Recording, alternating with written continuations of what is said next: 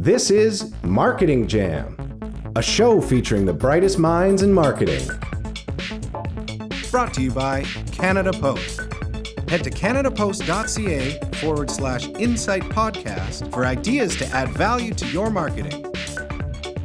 Well, I'm going to welcome everyone to the next episode of Marketing Jam. A huge thank you and shout out to Canada Post and their Insight magazine for supporting the show and allowing a show like this to happen, to exist. Insight magazine can be sent to your agency's office, your brand's office, even your home, your clients' offices with tons of information, ideas, case studies, really incredible data. And really, what I love the most is case studies all around the world, things that make you go, huh?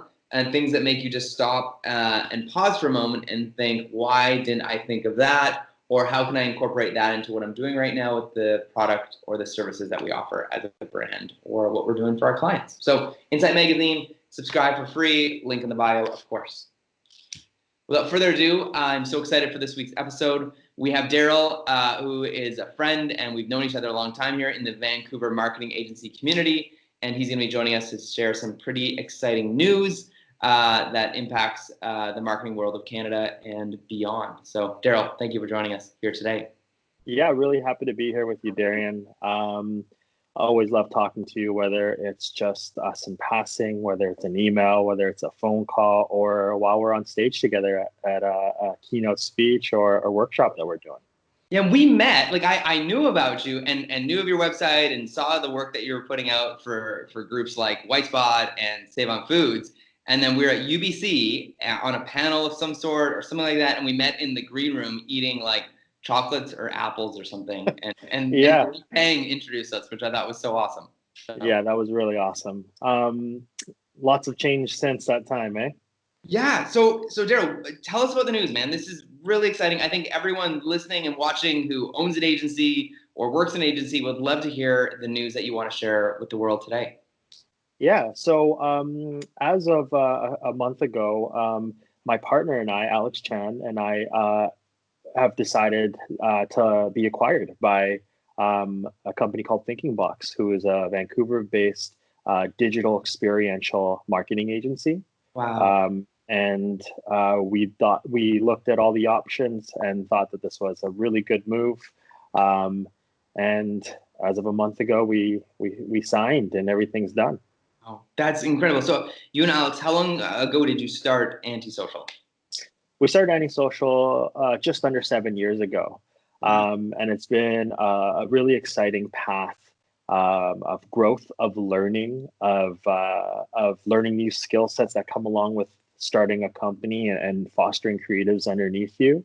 And couldn't be happier about this move. It took about 6 months for us to go through the negotiation process, the discovery process, ask the right questions, and then obviously all the fun stuff with the lawyers and the paperwork.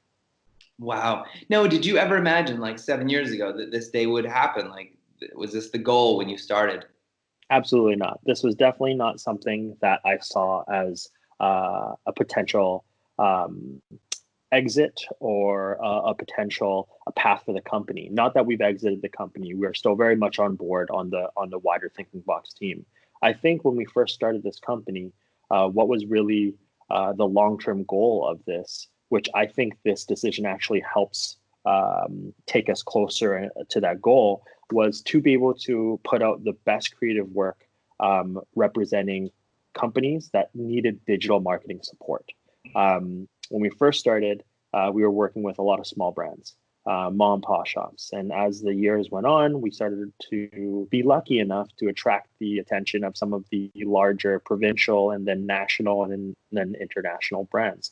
And for us, that mindset of helping that brand take what they're doing and market it online in the most efficient, trending, and most return on investment way was and is still what we're going to continue to do moving forward.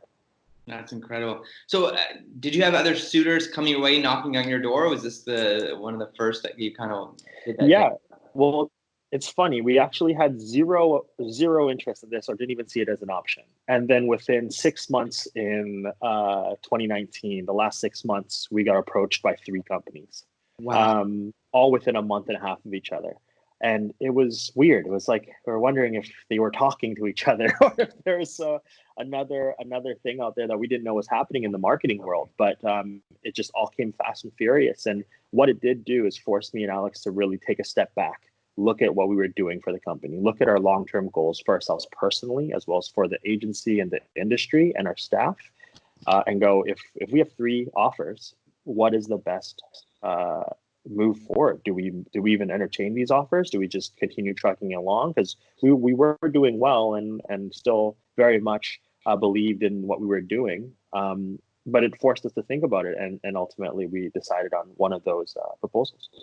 Wow, that's incredible. Now, for you guys now, like what is kind of the emotions you went through? Tell us about kind of the roller coaster of, like, you know, the fear of it, the concern, like what was it going through? Because I don't think many of us have gone through that experience that are listening to the show.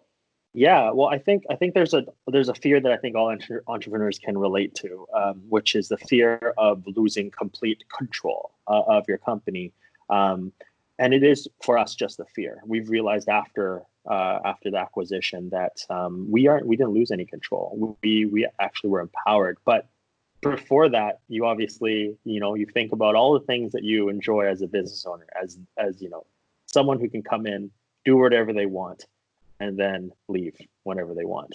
But as any entrepreneur knows, you don't ever really leave, and you're working 24/7. So that was something that was a fear that we both had to go through.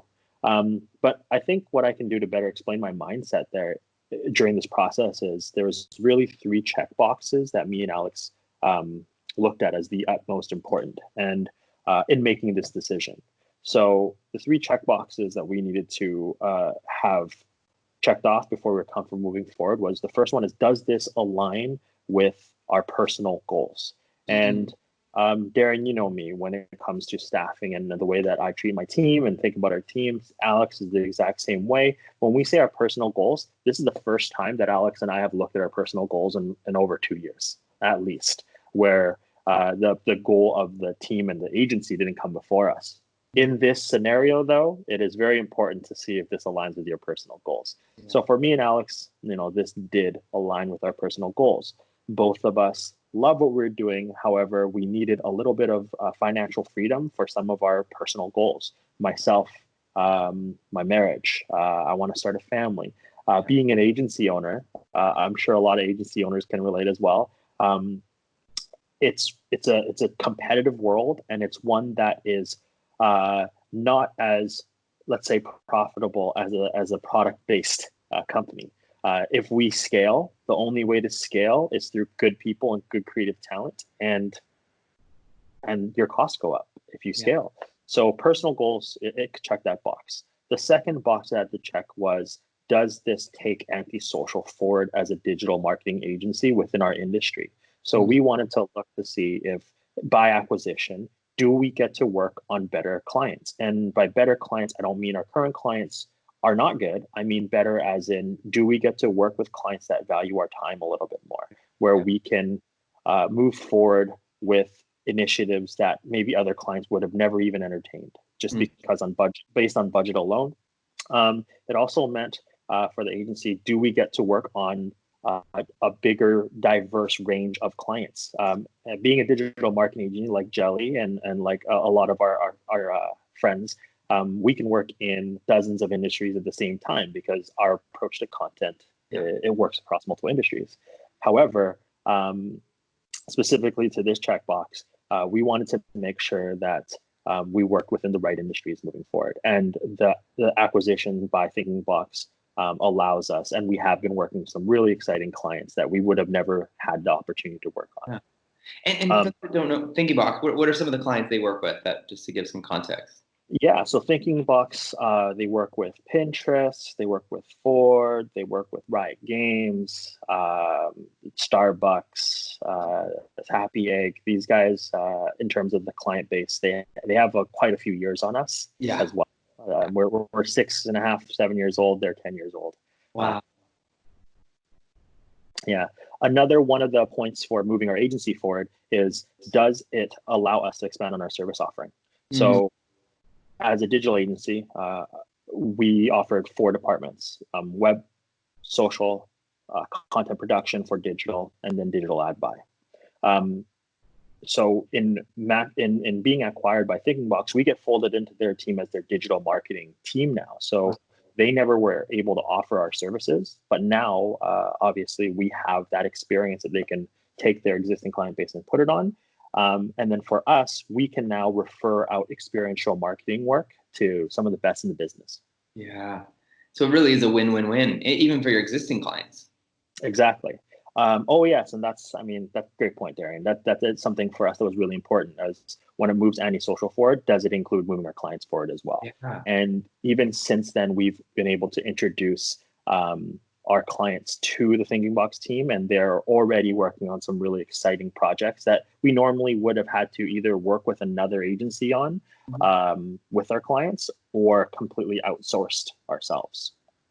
And then the third box, and perhaps I think for myself, the most important box to check is, does this move and give opportunities to our staff in professional development? Does it move them forward?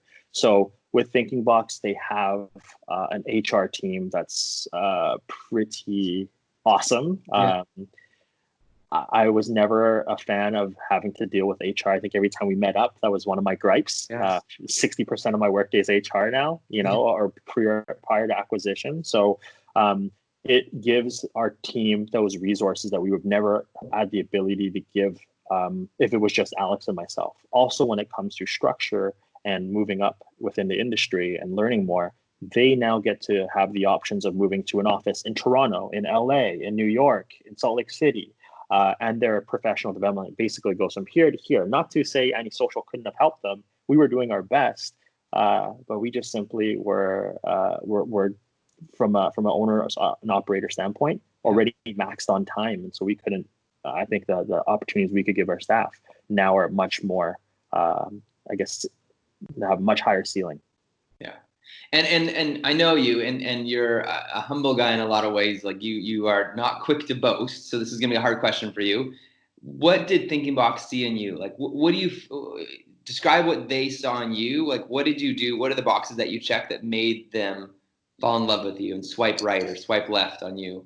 I'm already can still feel my sweat glands going. I'm already uncomfortable from this question. I think let me think about this.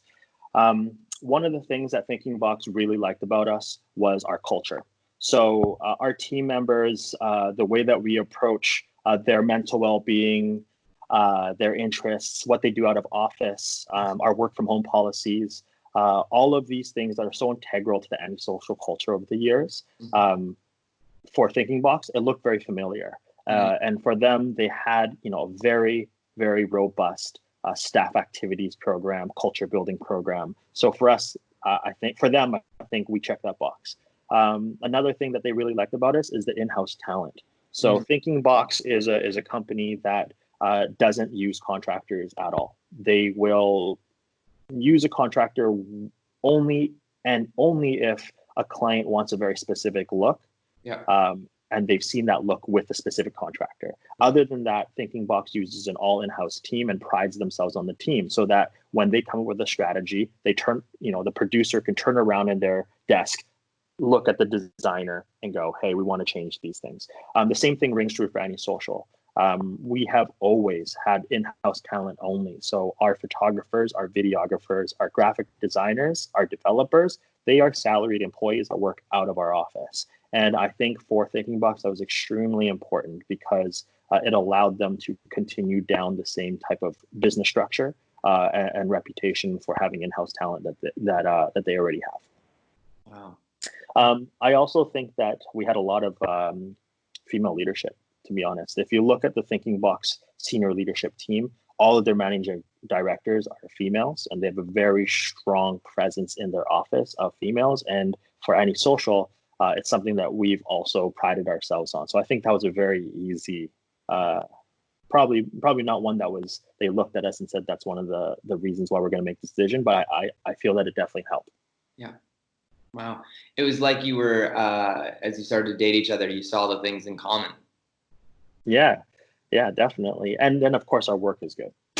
Yeah, the work. Yeah, yeah. But I think for it's one thing like, hey, we can work together well and we can go on dates, but like to actually get married and to commit to one another, like you have to really have similar cultures and philosophies, and so I can see why you had to spend so much time going through that discovery process. Yeah, absolutely. And that was something that I remember the first time that the CEO, Amir, when he came into our office, there's a mural on our wall that says, "Stay loyal to your creativity because it's a gift."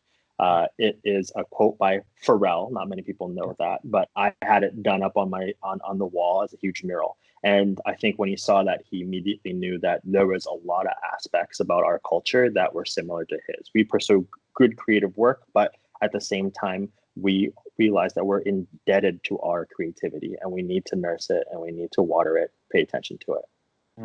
So you've had some time to digest this process and you've kind of, had some time to think. What's the biggest kind of, this is amazing about life? Like what's the biggest, like way you feel right now and what makes you happy about the decision you guys made? I think the first thing that comes to mind that when I feel when I look at what has happened and digest it, because I still haven't really quite digested it. Okay. I think that my fiance Katie and my friends, I think they remind me that this is amazing because I'm still working. I mean I'm busier than ever. But when I slow down and think about it, I think what really makes me feel I made the right decision is the amount of creative work that I'm back into. As an agency owner, you are just as much operations as you are in your creativity that made you start that agency. I think a lot of people, yourself included there, and when you first start an agency, you're this, I have so much energy. Yeah. I'm going to chase every rabbit hole. I'm going to creatively do work that no one else can think of because I have the time and energy. And then after a couple years go by, you're like, oh, I need to do everything else that keeps the business running so that this creative energy I have can be service and I can continue to use it and apply it to my clients. So for me, now that I get to actually do creative campaigns a lot more of my workload and get to jump into creative meetings with my team that I would normally just let them run, which they still can do. I think for myself personally, that is very satisfying and it makes me feel really good. I think the second thing that I feel really amazing about in this acquisition is the resources. And I don't mean the resources from the acquisition. I mean the resources that I now have available to my team and myself. I can talk to a creative director in Salt Lake City who has worked on clients for 20 years and has worked on clients far bigger than the ones we have. And I can run a campaign by him for a local business in Vancouver, and he'll still take the same care and approach that he's approaching to a national marketing strategy for Starbucks for our client here in Vancouver that has maybe 4 or 5 locations. So that type of resourcing for me feels like I just have a bigger team. I feel like I'm looking next to me instead of looking over my shoulder and worried about resources. Now I literally have so many resources here. So that for me, in terms of creative talent, is a huge plus. Yeah, I feel like so many agency owners are artists and creatives that have been forced to learn the business, the operations side, and it slowly has been sucking their soul until they can find that operations person or that team, right? 100%. And I think that honestly, when you say this, Darian, it's really, in my mind, a testament to the group that you founded and created with the agency owners group. I think that mentality is something that it exists with every single agency owner because no one's an operator. No ops person is going to start that agency. That agency is always going to be started by a creative first and someone who wanted to look at marketing a specific way and apply their knowledge and get better at what they do and then apply that knowledge towards a client. Then that person's forced, like you said, forced to operate a business. So I think that's a big plus for me. So Daryl, are you an Android or an iPhone guy?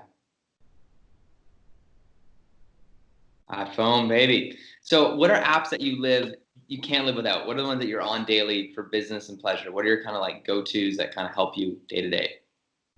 Well, help or I take pleasure in being on. I mean, there's give me both. Yeah. You know what? I think Reddit, the Reddit app for me, it is a huge source of information, but also a huge source of entertainment for me. I think, when you get those really depressing screen time reports every Sunday or Monday, Reddit's my number one.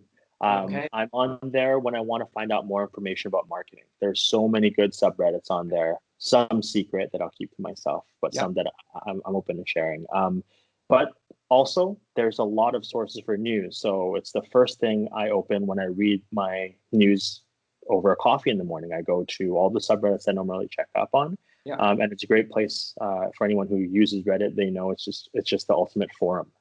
It's where things go viral first before they go viral on social. Are you a contributor as well? Like, are you on there asking questions, or are you more of like a listener? I actually have a account that's for. I have multiple accounts. So I have an account for contributing. I have an account for creeping. And I have an account to get into arguments with people. Okay. Yeah. The account that I get into arguments with people, I definitely enjoy the most. I am not a troll. I like to have debates, but a lot of the times I debate with trolls. So I don't want to do that on the same account that I share pictures of my dog on, because I don't want to have someone figure out who I am on it. I think that anonymity is definitely a subculture aspect of Reddit that every Redditor knows. That's cool. Another app that I use daily is YouTube. From, again, an information and collection standpoint, I'm able to get my news. I'm able to find out about marketing campaigns. And I get to see, I love YouTube pre-roll. I know a lot of people hate it, and anyone with an ad blocker definitely does. But for myself, I look at ads in their entirety. I'll only skip an ad if it's a bad ad. I'll just go, oh, that's a bad one, and I'll skip it. But if it's a good ad, I'll watch the whole thing. I'm like, what is their objective? Where's the call to action? How did they do this? What's the budget like on these things? So for YouTube, for me, definitely my number two. I don't think I have a third most used app. Email, my Mac mail app. And then what about like e-newsletters that you kind of recommend, or books, or where else do you go for inspiration to keep you kind of like, on the pulse of what's happening? So I use Reddit for a lot of this, absolutely. But I do have some websites that I like to go to. I will be honest, a lot of these websites you've recommended to me, and I've used them to find out more. So I love the search marketing website. I love Business of Vancouver. I love all the small business in Toronto, all of these that exist for local Canadian markets. I look at them because I'm interested into what the small, medium-sized businesses are doing in there. From a book perspective, right now I'm reading Shoe Dog by Phil Knight. Phil Knight. I think that needs to be edited. I'm currently reading Shoe Dog by Phil Knight. It's a great book, man. I stayed at an Airbnb, and it was in the Airbnb. And our baby, like I think our second baby, was still really little. And every time we go down to nap time, I'd crack open the book, and I read it over a weekend. It's incredible. It's a book that I inherited through my engagement with my fiance. She brought into the household, so I'm very lucky there. Very cool. Very cool. In terms of books too, I'll be honest as well. I read a lot of fiction, so I use my internet for nonfiction, and I use my reading for the escape. So, what, like teen fiction or young adult fiction? What's kind of your go-to? Sci-fi. Yeah. So, Daryl, marketers that are listening and watching, what's your advice for what's coming down the road? What's coming down the pipe right now that we need to keep an eye out for? Great question, Darian. I think right now, to answer that question correctly, we have to pay attention to the current landscape of businesses and how we're marketing for them. So, I'm talking about COVID, and I'm talking how that has affected marketing.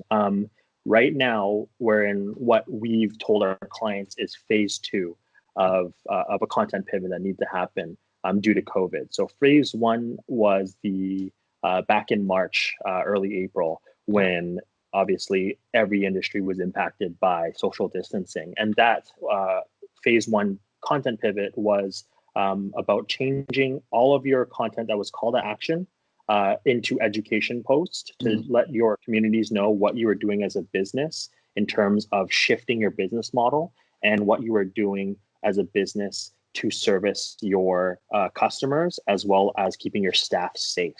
We're now in phase 2. So phase 2 is started in early April and is going to continue until we all go back to normal. Could be next month, could be next year from the kind of reports that I'm reading right now. So phase 2 content in the marketing world is about leaning into that everyone is on their phone. Everyone is, screen time consumption has gone up. And here, actually, I can pull it up.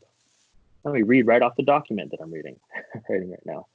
So in phase 2 right now, what we're telling all of our clients is the right messaging and the right timing is the most important conditions to look at when you're looking at your content. So during this time, it's crucial for brands to develop a short-term plan that takes into consideration these following points.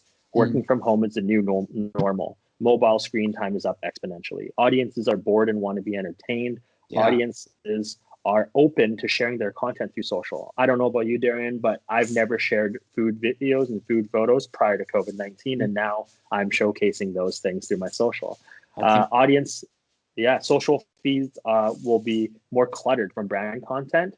Everyone is going through the similar scenarios, challenges, and struggles at home. Everyone who has a kid is now working while their kid's at home. Everyone who has a significant other is now living and working with that person all day. And then the last thing here is no live content can be created. So no live action content can be created, or if it does, it's extremely limited. Photography, videography. I'm sure you're in the same boat. It's hard to get a photographer to do a shoot now, and nor do you want to put them in that position. You want to abide by it. So that's the landscape that you need to evaluate right now when you're thinking about your marketing content. So what we've been telling our clients and recommending to them during this phase is utilize this phase to use content that you've never thought of using before. So interactive social campaigns is a huge aspect that we're telling our clients to focus on. So interactive being gamification or turning your content into something that an audience member can answer yes or no to. So these are built into a lot of the platforms that our clients use every day, like Instagram, Facebook. They have their own natural to platform interactive stickers, polls, questionnaires. It's a great time to start utilizing this. Another thing that we are recommending to our client is now is the time to ask for UGC campaigns. So we were on a call with Bootlegger the other day, and we recommended to them to start asking people to share content that they would never have asked before. I've seen this meme. I know you've probably seen it too. It's the one where it's like it shows someone getting ready, and it's like, I can't wait to get ready to go to the living room. So it's leaning into this social distancing that has to happen. So if we can ask for that type of content from our audience that's all going through those same things, then it strikes a nerve point with them and they want to contribute.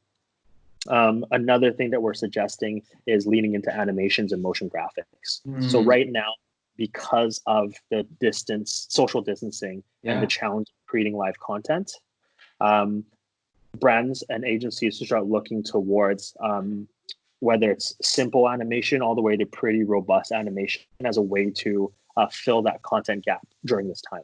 Yeah, that makes sense. Those are really great ideas.